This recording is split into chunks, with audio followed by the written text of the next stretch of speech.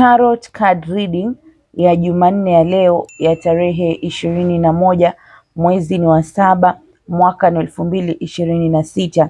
Tutaanza na Earth Element ambayo ni kwa nyota ya Taurus, Virgo na Capricorn, nyota ya ng'ombe, nyota ya mashuke na nyota ya mbuzi. Kadi nilizozitoa, kuna kadi ya 8 of Pentacles, kuna kadi ya 6 of Wands, kuna kadi ya Ace of Pentacles na kuna kadi ya 7 of Wands. Kupitia spirit anavyoniongoza, nitaeleza kila kadi na ujumbe husika unavyoendana na nyota hizi. Kwa hiyo kwenye kadi ya 8 of Pentacles inaonyesha kuwa kuna juhudi ambazo watu wenye Earth Element wamekuwa wakizifanya kwa nidhamu na utaalamu mkubwa sana. Hizi juhudi hazijaenda kusahaulika kwa sababu mnaanza kutambuliwa. Watu wanaanza kukuamini kwa sababu wewe umeonyesha uwezo wako wa vitendo, ndio maana kazi, wateja, hata majukumu mapya yanaanza kuongezeka.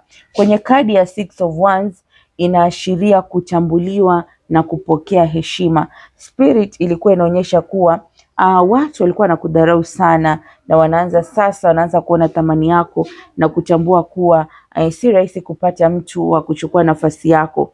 Pia kuna kadi ya Ace of Pentacles ilikuwa inaonyesha mlango mpya wa baraka za kifedha. Hii inaweza kuwa ni kazi mpya, mteja mpya, ofa bora zaidi au fursa ambayo italeta ukuaji wa muda mrefu. Pia kulikuwa na kadi ya 7 of Wands. Hii ni ukumbusho kwamba kadri mafanikio yanavyoongezeka ndivyo utakavyohitaji kulinda muda na nguvu zako, kwa sababu si kila mtu anapaswa kupata nafasi katika ratiba yako. Kwa hivyo jifunze kuchagua yale yanayostahili umakini wako, yale mengine ambayo hayastahili achana nayo. Kwa hivyo spirit inaonyesha kuwa ratiba inakaribia kubadilika. Kupitia hizi kadi zote anaona ratiba yako wewe mtu mwenye Earth Element inakaribia kubadilika. Watu wengi sasa wanaanza kuhitaji muda wako, huduma zako na hata utaalamu wako kabisa. Kwa hivyo fursa zitakuja tena kwa kasi, lakini pia fursa zitakapokuja, kumbuka majukumu yataanza kuongezeka, na huu ni wakati wa wewe kujua kwamba thamani yako imeanza kutambuliwa.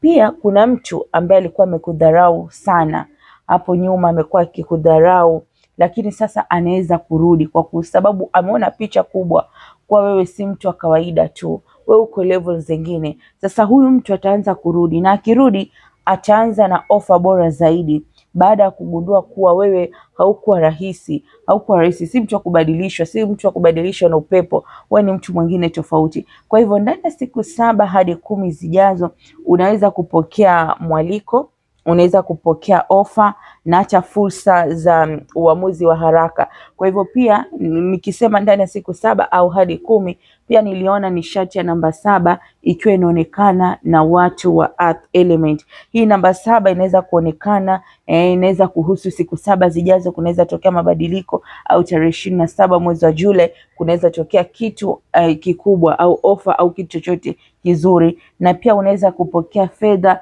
cha kiasi cha namba 7. Kwa hivyo kwa hali hii, kwa sababu tumeona nishati ya namba 7, hivyo kama huu ujumbe umekugusa na unaendana na hali unaopitia au nishati unaopitia sasa, unaweza book reading ili uweze kupata usomaji wa zaidi, ama unaweza kuclaim hii baraka kuwa iwe pamoja na wewe.